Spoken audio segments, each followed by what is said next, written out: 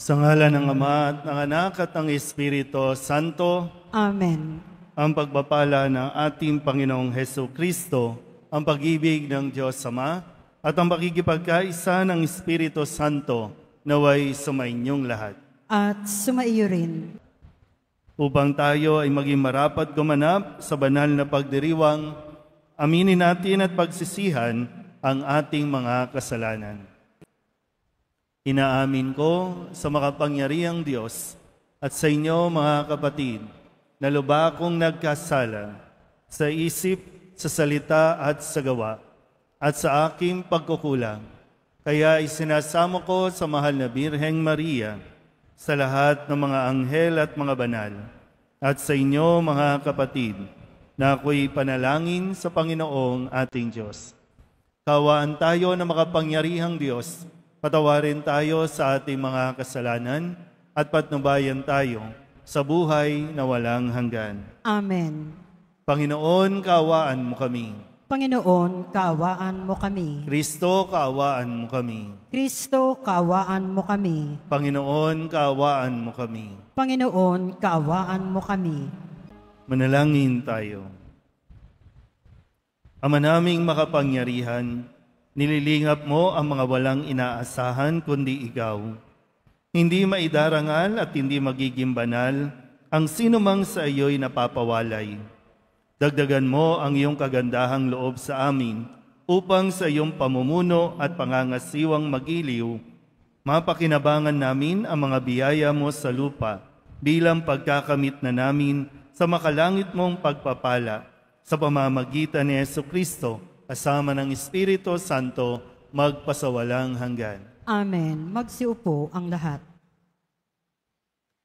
Pagbasa mula sa aklat ng Henesis. Noong mga araw na iyon, sinabi ng Panginoon, "Katakot-takot na ang sumbong sa akin laban sa Sodoma at Gomora, at napakalaki ng kanilang kasalanan. Paroroon ako at aalamin ko kung ito'y totoo." Umalis nga ang mga lalaki at nagpunta sa Sodoma, ngunit nanatili ang Panginoon sa tabi ni Abraham. Itinanong ni Abraham, "Lilipulin po ba ninyo ang lahat ng tao, may kasalanan man o wala? Sakaling may 50 matuwid sa lungsod, wawasakin po ba ninyo iyon? Hindi ba ninyo patatawarin ang lungsod dahil sa 50 iyon? Naniniwala akong hindi ninyo idaramay ang mabubuti. Hindi ninyo gagawin iyon, sapagkat kung ganito ang mangyayari, parehong magdurusa ang masama at mabuti. Hindi ito mangyayari, makatarungan ang hukom ng buong daigdig." At tumugon ang Panginoon, "Hindi ko ipahamak ang lungsod dahil sa 50 matuwid. Ipagpaumanhin po ninyo ang aking kapangahasan," wika ni Abraham. "Wala po akong karapatang magsalita sa inyo, pagkat alabok lamang ako. Kung wala pong 50 at 45 lamang ang matuwid, wawasakin ba ninyo ang lungsod? Hindi ko wawasakin dahil sa 45 iyon," tugon ng Panginoon. Nagtanong na muli si Abraham, "Kung 40 lamang, hindi ko wawasakin ang lungsod dahil sa 40 iyon," tugon sa kanya. "Huwag sana kayong magagalit, magtatanong pa po ako. Kung 30 lamang ang taong matuwid doon, hindi rin ninyo wawasakin?" Sinagot siya, "Hindi ko wawasakin ang lungsod dahil sa 30 iyon." Sinabi pa ni Abraham, "Mangangahas po uli ako kung 20 lamang ang matuwid na naroon. Hindi ko pa rin wawasakin ang lungsod dahil sa 20 iyon," muling tugon sa kanya. Sa katapusay, sinabi ni Abraham, "Ito na po lamang ang itatanong ko, kung 10 lamang ang matuwid na naroon, hindi ko pa rin wawasakin ang lungsod dahil sa 10 iyon." Tugon ng Panginoon. Ang salita ng Diyos. Salamat sa Diyos. Noong ako ay tumawag, tugon mo'y aking tinanggap. Noong ako ay tumawag, tugon mo'y aking tinanggap. Ako poon buong pusong aawit ng pasalamat. Sa harap ng mga anghel, pupurihin kitang ganap. Sa harap ng iyong templo ay yuyuko at gagalang. Pupurihin kita roon, pupurihin ang iyong ngalan. Noong ako ay tumawag, tugon mo'y aking tinanggap. Dahilan sa pag-ibig mo at sa iyong katapatan, ika'y tunay na dakila, pati iyong kautusan. Noong ako ay tumawag, tinanggap ko ang tugon mo. Sa lakas mong itinulong, ay lumakas agad ako. Noong ako ay tumawag, tugon mo'y aking tinanggap. Kung ang Diyos mang Panginoon ay dakila at mataas, hindi niya nililimot ang aba at mahihirap. Kumablimay kita niya yaong hambog at pasikat. Kahit ako'y nababatbat ng maraming suliranin, ako'y walang agam-agam, panatag sa iyong piling. Noong ako ay tumawag, tugon mo'y aking tinanggap. Nahahandang harapin mo, mapupusok kong kaaway. Ligtas ako sa piling mo, sa lakas na iyong taglay. Yaong mga pangako mo ay handa mong tupding lahat. Ang dahilan nito poon, pag-ibig mo'y di kukupas, at ang mga sinimulang gawain mo'y magaganap. Noong ako ay tumawag, tugon mo'y aking tinanggap.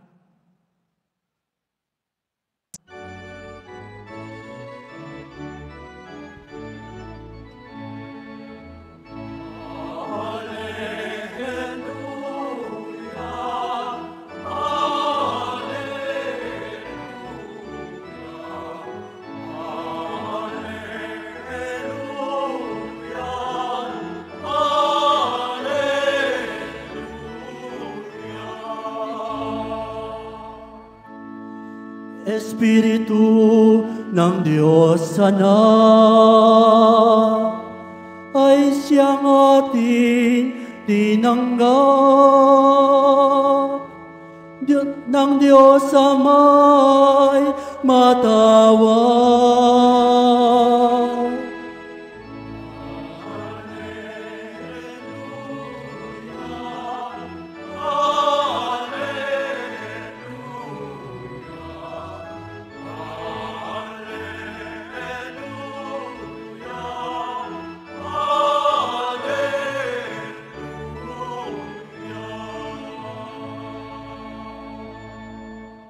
Sumainyo ang Panginoon. At sumaiyo rin. Ang mabuting balita ng Panginoon ayon kay San Lucas. Papuri sa iyo, Panginoon. Minsan nananalangin si Jesus. Pagkatapos niya, sinabi ng isa sa kanyang mga alagad, Panginoon, turuan po ninyo kaming manalangin, katulad ng ginawa ni Juan sa kanyang mga alagad. Sinabi ni Jesus, kung kayo'y mananalangin, ganito ang sabihin ninyo, Ama, sambahin nawa ang ngalan mo. Magsimula na sana ang iyong paghahari. Bigyan mo kami ng aming makakain sa araw-araw at patawarin mo kami sa aming mga kasalanan, sapagkat pinatatawad namin ang bawat nagkasala sa amin. At huwag mo kaming iharap sa mahigpit na pagsubok. Sinabi pa rin niya sa kanila, ipalagay natin nang isa sa inyo'y nagpunta sa isang kaibigan isang hating gabi at nagsabi, Kaibigan, bigyan mo muna ako ng 3 tinapay. Dumating kasi ang isa kong kaibigang naglalakbay at wala akong maihain sa kanya. At ganito naman ang sagot ng kaibigan sa loob ng bahay. Huwag mo nga akong gambalain, nakatrangka na ang pinto at nakahiga na kami ng aking mga anak. Hindi na ako makababangon pa upang bigyan kita ng iyong kailangan. Sinasabi ko sa inyo, Hindi man siya bumangon dahil sa kanilang pagkakaibigan, babangon siya upang ibigay ang hinihingi ng kaibigan dahil sa pagpupumilit nito. Kaya sinasabi ko sa inyo, humingi kayo at kayo'y bibigyan. Humanap kayo at kayo'y makasusumpong. Kumatok kayo at ang pinto'y bubuksan para sa inyo. Sapagkat tumatanggap ang bawat humihingi, nakasusumpong ang bawat tumahanap, at binubuksan ang pinto sa bawat kumakatok. Kayong mga ama, bibigyan ba ninyo ng ahas ang inyong anak kung humihingi ng isda? Bibigyan ba ninyo siya ng alakdan kung siya'y humihingi ng itlog? Kung kayong masasama ay marunong magbigay ng mabubuting bagay sa inyong mga anak, gaano pa kaya ang inyong amang nasa langit? Ibibigay niya ang Espiritu Santo sa mga humihingi sa Kanya. Ang mabuting balita ng Panginoon. Pinupuri ka namin, Panginoong Heso Kristo. Magsiupo ang lahat. Palapakan natin ang Poong Jesus Nazareno. Pakisabi nga muna sa katabi ninyo, matanda ka na. Bakit ba hirap tayong tanggapin na tayo ay matanda na o tumatanda na? Anong problema sa matanda? O baka sadyang may problema ka nga, ngayong matanda ka na. Kasi ang inaasahan sa atin, habang tumatanda tayo, habang nagkakaedad tayo, nagkakaroon tayo ng wisdom o karunungan. Hindi tayo pwedeng tumanda lang sa edad, tumanda lang sa itsura, pero wala tayong pinagkakatandaan. Hindi pwedeng puro lang tayo senior citizen para ma-avail natin ang 20% discount at magdidiman tayo na dapat may discount. Kasi ang mahalaga, tumatanda ng may pinagkakatandaan. Ibig sabihin, mayroong mga natutunan sa atin pong mga naging karanasan. Sabihin nyo nga ulit sa katabi ninyo, tumanda kang mabuti. Hindi ko na alam, no? Kasi dati sa unahan, mga senior citizen. Ngayon, hindi ko alam, senior citizen na ba ito mga ito? Pero mahirap po yun, ha? Mahirap yung gagamitin natin yung pagiging matanda natin para makapag-demand tayo ng respeto. Na para bang sundin nyo ako kasi matanda na ako. Irespeto nyo ako kasi matanda na ako. Hindi ganun yun. Kasi, siguro maganda ring suriin na kung sakasakali, ikaw ay matanda na, tapos walang lumalapit sa iyo, magandang tanungin ang sarili, bakit walang lumalapit? Baka naman kasi tumatanda ka, pero bunganga ka naman ng bunganga. Matanda ka, pero sigaw ka naman ng sigaw. Matanda ka, pero mura ka naman ng mura. Paano ka kagigiliwan at paano ka pupuntahan para magpa-advise ang mga kabataan kung hindi nila nakikita sa iyo? Marami dito sa Quiapo, naglilingkod dito, tumanda na't lahat. Hindi pa nga ako pinapanganak, nandito na, nagsiserve na. Pero may natutunan ba? At mayroon na bang naibabahagi? Lalong-lalo na pagdating sa pagpapakita ng halimbawa ng tamang pananalangin. Mga lolo't lola, taas ng kamay ng mga lolo't lola dito. Nahiya na naman. Wala ka ng ngipin, puti ng buhok mo, nahiya ka pa rin magsabing lolo o lola ka na. Pero sa mga karanasan natin noon, di ba, naalala nyo ba, ang nagtuturo na paano tayo magdasal, lolo't lola. Ang mga lolo't lola ang mag-aaya, o magdarasal na tayo, o kaya naman, o linggo ngayon, magsisimba tayo. Sila ang mga nagiging gabay natin para matuto tayong magdasal. Hindi ko alam, saan nyo ba natutunan magrosaryo? Saan at kanino nyo natutunan magdebosyon sa Poong Jesus Nazareno? Kung sa mga lolo't lola, natutunan ito at ipinamana, salamat sa Diyos. Salamat sa iyo. May iiwanan kang pamana. Mga lolo't lola, huwag niyong pag-aksayahan na pag-ipunan ang mga ipapamanang bahay at lupa, pera o kung anumang mga ari-arian, dahil baka yan pa ang pagsimulan ng paghihiwa-hiwalay ng inyong mga anak o maging ng inyong mga apo, baka yan pa ang pag-away-awayan. Pero kung tuturuan nyo sila na magdasal sa Poong Jesus Nazareno, mas magiging maayos ang kanilang pakikitungo sa isa't isa. Ang ipamana mo, dasal. Dahil naniniwala at dapat pa rin tayong maniwala na the family that prays together. So ilan pa ba ang pamilya, mga magulang? Ilan pa ba sa inyo ang may lakas ng loob na sama-sama kayong magdasal? Wala na, uwian na. Ang isang nangyayari, hindi sa pagdarasal sabay-sabay, kundi sabay-sabay, kanya-kanyang gadgets. Kanya-kanyang hawak ng cellphone, kanya-kanyang laro, kahit nga sa panonood, kanya-kanyang TV. Maging sa pagdarasal, napabayaan na ito. Kaya nga ngayong linggong ito, tinuturo sa atin yung kahalagahan ng pagdarasal. Lumapit ang mga alagad ni Kristo, sa Poong Nazareno, turuan mo kaming manalangin. Kasi ito ay nakikita ng mga alagad kay Jesus na nananalangin siya maging sa madaling araw kung ano man ang gawain ni Jesus. Bago, habang at matapos gawin ni Jesus ang kanyang misyon, hindi nawawala sa kanya ang magdasal. Kaya ito, lumapit sila kay Jesus at tinuruan naman sila ni Jesus ng tamang pananalangin.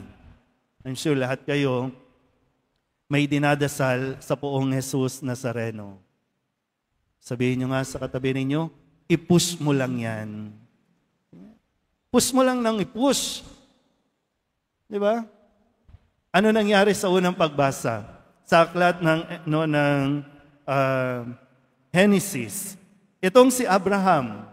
Kasi ang sabi ng Panginoon kay Abraham, gugunawin ko na ang Sodom at Gomora dahil sa kanilang mga gawain, pagiging makasalanan, gugunawin ko na ang Sodom at Gomora. Pero anong sabi ni Abraham? Lord, kung mayroong 50, gugunawin mo pa ba? Hindi na.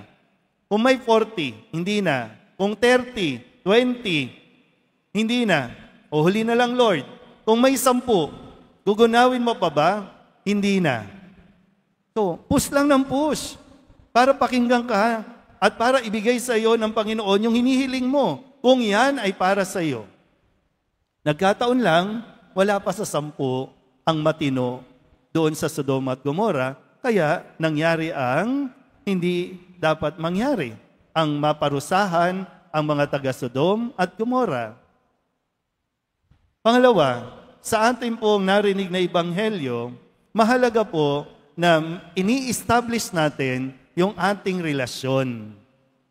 Kaya nga ang sabi ni Kristo, ganito kayo mananalangin. Ano ang pinakaunang salita? Ama. Sabihin nyo nga po, Ama.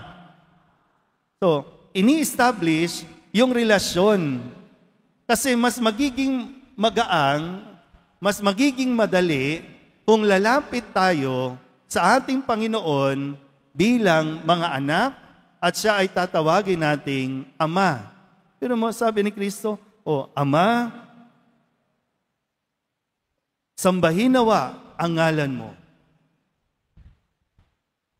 So hindi pwedeng bigla lang tayong lalapit, hihingi tayo ng kung ano-ano at magdidiman tayo na dapat ibigay ito sa atin. Pero, yun nga, sabi ko kanina, i-push mo lang ng i-push sa Nazareno. Isang araw, makukuha mo din yan. Kung paanong sinabi ni Kristo, humanap ka, makakahanap ka. Pumatok ka, pagbubuksan ka. Ibig sabihin, yung dasal mo, lagyan mo at sabayan mo ng pagkilos. Hindi pwedeng, Lord, bigyan mo ko ng trabaho, babagsak yan dito. Hindi.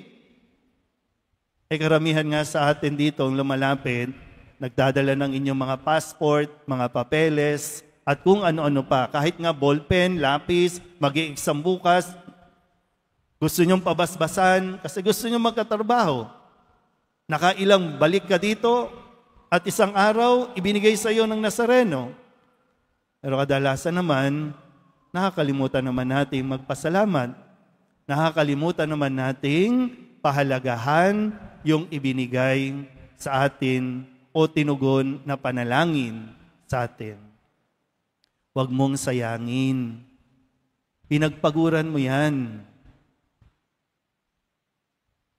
Huwag naman yung bigla na lang mawawala din. Pero yun nga po, no? Muli, tinuturo sa atin. At ang paalala sa atin, yung taong madasalin. Ito pa ang paalala, no? Hindi lahat na nagpupunta ng simbahan ay talagang nagdadasal. Kasi ang paalala sa ikalawang pagbasa, nagkakaroon ng pagbabago sa taong nagdarasal. Nababago nito. Nababago tayo at nababago nito kung sino man yung gusto nating ipagdasal. Makapangyarihan ang dasal. Huwag mong mamaliitin. Huwag mong babaliwalain, pero huwag kang panghihinaan kung sakaling medyo natatagalan ang hinihiling mo. Pero basta, i-push mo lang ng i-push hanggang dumating ang sagot ng Diyos sa iyong panalangin. Amen? Minamahal ko mga kapatid, tinuturuan kami ni Jesus na buong tiwalang manalangin sa iyo, Ama. Idinudulog namin sa iyo ang aming mga kahilingan at ng buong simbahan. Ang ating pong itutugon, Ama, dinggin mo ang iyong bayan. Ama, dinggin mo ang iyong bayan. Para kay Leon na aming Papa, mga obispo, pari at diakono, masalamin nawa sa kanila ang pag-ibig mo, Ama, sa pamamagitan ng kanilang paglilingkod sa kapwa. Manalangin tayo.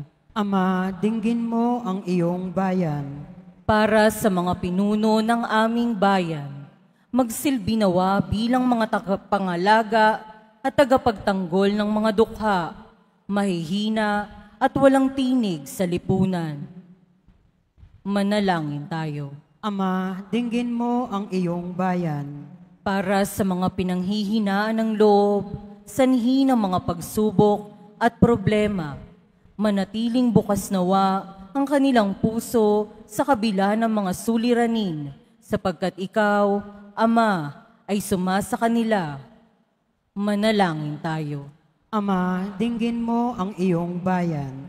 Para sa mga nakatatanda, naway mapuspos sila ng galak at maging matatag sa anumang kanilang pinagdaraanan sa buhay. Patuloy nawa silang kalingain ng mga taong tunay na nagmamalasakit. Manalangin tayo. Ama, dinggin mo ang iyong bayan. Para sa mga yumao, yakapin mo nawa silang mahigpit sa kanilang pagsapit sa iyong kaharian upang madama nilang ganap ang iyong pag-ibig at pagpapatawad. Manalangin tayo. Ama, dinggin mo ang iyong bayan. Ama naming mapagmahal, ipagkaloob mo ang kahilingan ng iyong mga anak. Tulungan mo kaming lumago sa pag-ibig at paglilingkod sa isa't isa. Hinihiling namin ito sa pamamagitan ni Kristo, aming Panginoon. Amen. Magsiupo ang lahat.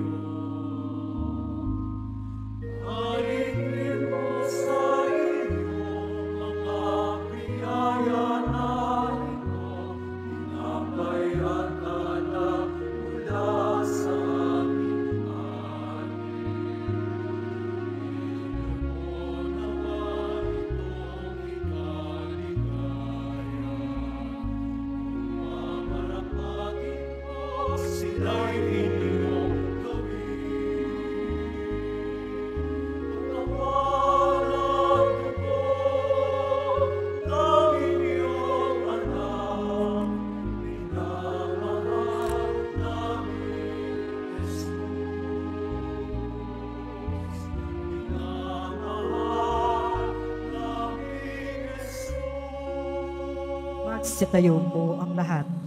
Manalangin kayo mga kapatid upang paghahain natin ay kalugdan ng Diyos amang makapangyarihan. Tanggapin nawa ng Panginoon itong paghahain sa iyong mga kamay, sa kapurihan niya at karangalan sa ating kapakinabangan at sa buong sambayanan niyang banal. Ama naming lumikha, tanggapin mo ang mga alay na sa iyo rin nagmula at ngayoy aming ginaganap sa iyong dambana upang sa aming ginaganap na pagdiriwang ang iyong paglingap ay magtaguyod sa tanan at magpabanal sa aming pamumuhay sa kasalukuyan at mag-akay sa amin sa ligayang walang katapusan sa pamamagitan ni Jesucristo kasama ng Espiritu Santo magpasawalang hanggan. Amen. Sumainyo ang Panginoon. At sumaiyo rin. Itaas sa Diyos ang inyong puso at diwa. Itinaas na namin sa Panginoon. Pasalamatan natin ang Panginoong ating Diyos. Marapat na siya ay pasalamatan. Ama naming makapangyarihan, tunay ngang marapat na ikaw ay aming pasalamatan. Sa iyong kagandahang loob, kami iyong ibinukod upang iyong maitampok sa kadakilaan mong lubos. Kahit na ikaw ay aming tinalikdan, dahil sa aming pagkasalawahan, gumawa ka pa rin ng magandang paraang may manguna sa amin para ikaw ay balikan. Kaya't ang iyong minamahal na anak ay naging isa sa mga taong hamak upang may kapwa kaming makapagligtas sa aming pagkapahamak at pagkaligaw ng landas. Kaya kaysa ng mga anghel na nagsisiawit ng papuri sa iyo, nang walang humpay sa kalangitan, kami nagbubunyi sa iyong kadakilaan.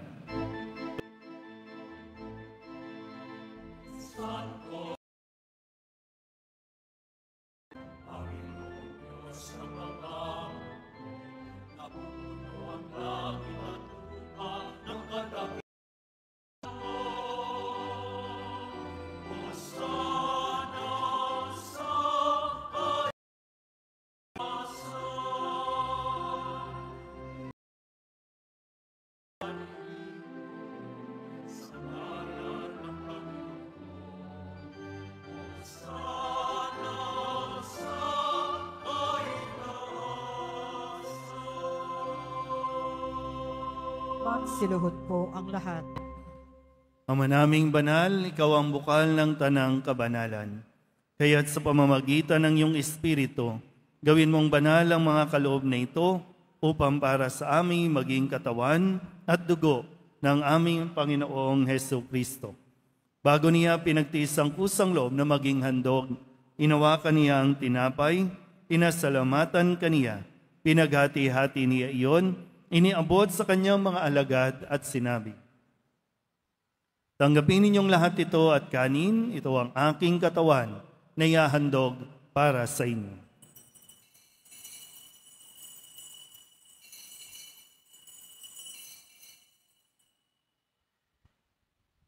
Gayun din naman, nung matapos ang hapunan, hinawakan niya ang kalis, muli kaniyang pinasalamatan. Iniabot niya ang kalis sa kanyang mga alagad at sinabi, "Tanggapin ninyong lahat ito at inumin. Ito ang kalis ng aking dugo, ng bago at walang hanggang tipan. Ang aking dugo na ibubuhos para sa inyo at para sa lahat, sa ikapagpapatawad ng mga kasalanan. Gawin ninyo ito sa pag-alaala sa akin."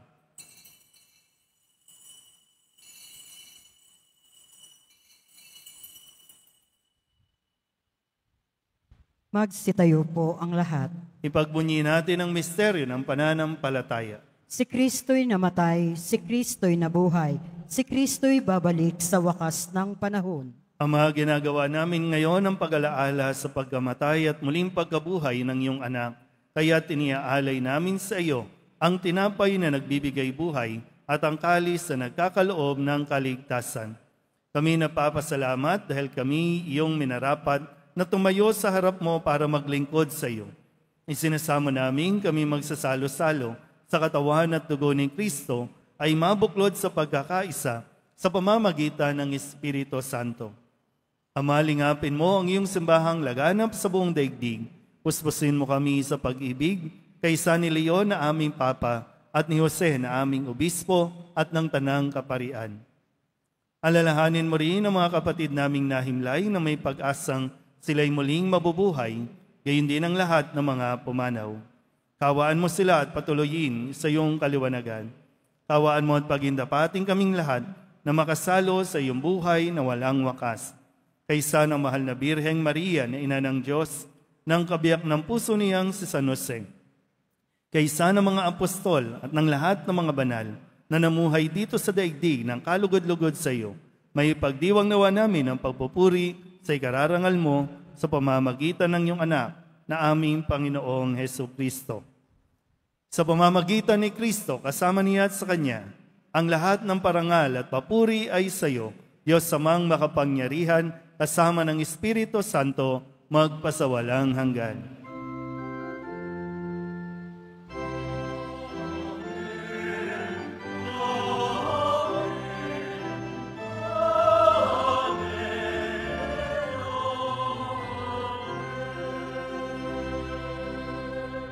Sa tagubili ng mga nakagagaling na utos at turo ni Jesus sa Panginoon natin at Diyos, ipahayag natin ang lakas loob.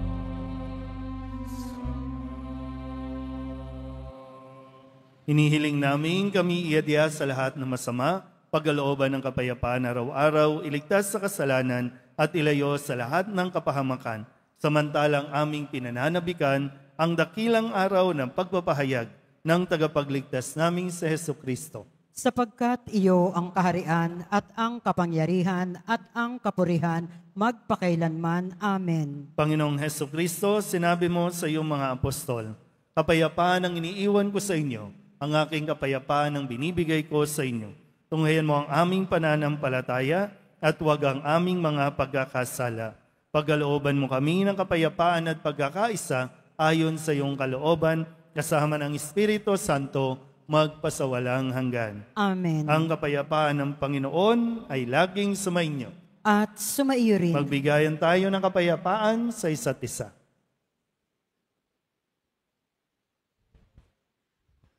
Kordero ng Diyos na nag-aalis ng mga kasalanan ng sanlibutan, maawa ka sa amin. Kordero ng Diyos na nag-aalis ng mga kasalanan ng sanlibutan, maawa ka sa amin. Kordero ng Diyos na nag-aalis ng mga kasalanan ng sanlibutan, ipagkaloob mo sa amin ang kapayapaan. Magsiluhod po ang lahat. Ito ang kordero ng Diyos. Ito ang nag-aalis ng kasalanan ng sanlibutan. Mapalad ang mga inaanyayahan sa kanyang piging. Panginoon, hindi ako karapat-dapat na magpatuloy sa iyo, ngunit sa isang salita mo lamang ay gagaling na ako.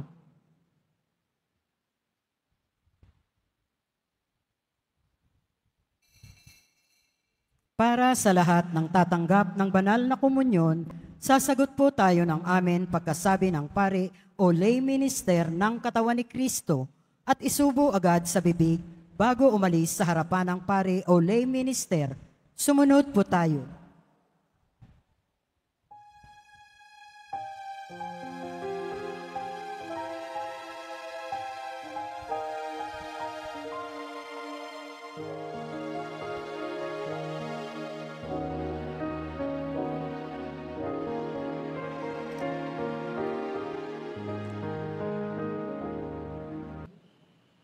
Magsitayo po ang lahat.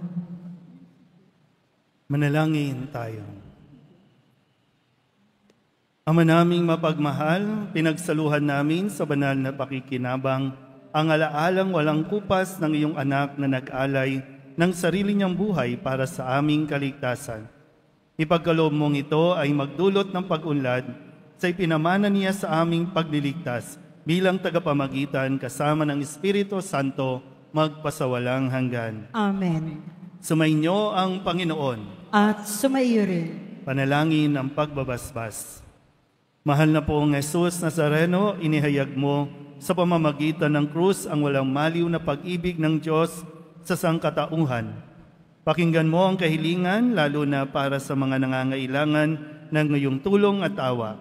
Makamtanawa namin ang iyong kasagutan na may utang na loob na tinatanaw. Basbasan din po ninyo ito mga imahin at dasalan upang lalo kaming manalangin at magtiwala. Sa pamamagitan ng bendisyon na ito, naway lalo kaming maging mapaglingkod, masunurin at tapat sa iyo na aming maluwalhating Panginoon magpasawalang hanggan. Amen. At pagpalain kayo ng makapangyarihang Diyos, Ama at Anak at Espiritu Santo. Amen. Mayo kayong taglay ang kapayapaan ng poong Jesus Nazareno. Salamat sa Diyos.